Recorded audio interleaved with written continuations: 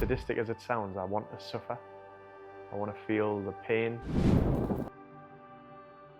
Purpose at the moment is to try and just raise as much money and awareness for a charity that's helping Dad.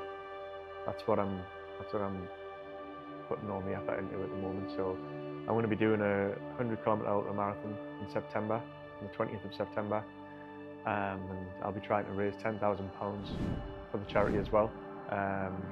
They did a lot of work with my dad, provided support groups, just a place for him to feel normal, I suppose.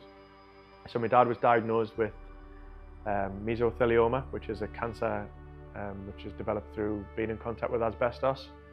So my dad used to work in shipyards when he was a bit younger, between 16 and 20 I think, and the thing with asbestos is it can lie dormant in the body, and that's exactly what it did. It lay dormant in the body for around 40 years before my dad, when he was 59, was diagnosed with mesothelioma, which is a rare and aggressive form of cancer, and he was then medically retired from that point onward. So he had a brief battle with it, so it was a couple of years. He died when he was 61. I think when I first heard about my dad's diagnosis, that it was, obviously I was very upset to begin with. I think I shut down as well. I've tried not to deal with it. Obviously I think I started to think a little bit differently and not just focus on myself but other people, and obviously my dad being the primary focus. And actually through that time I opened up to my dad quite a lot about how I was feeling, and you know, we shared my dad shared some of his experiences over the years, and I spoke to him about how I was feeling, what I was going through, and it allowed me and my dad to connect, probably the closest we'd ever been for my whole life. Me and my dad never really were close.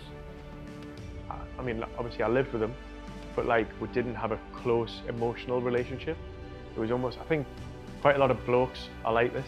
You know, you're just kind of running your own race in life and you're not really getting into the nuts and bolts of how you're actually feeling. So for me to be able to like say, look, Dad, this is how I'm feeling right now. I wear my feelings. Like, people know when there's something wrong. It's visually identifiable. So you're going to pick at it straight away, like, oh, what's the matter with you? What's the matter with you? And it's only so many times I can be asked before I either explode or I cry. So, you know, that was probably the beginning of a better period for me and my dad's relationship. Although things were deteriorating, you know, we got a lot closer. We had a lot of conversations that I probably never thought that I would have with my dad. So, you know, it's hard actually to say, but I'm grateful for the time that I spent with my dad, like the reason why. I lost my dad in March to mesothelioma, a rare and aggressive form of cancer caused by asbestos. I'm going to be running a 100-kilometre ultramarathon to the trails of Northumberland on September the 20th, with the aim of raising £10,000 for READLEY, a charity that supported my dad and many others affected by mesothelioma.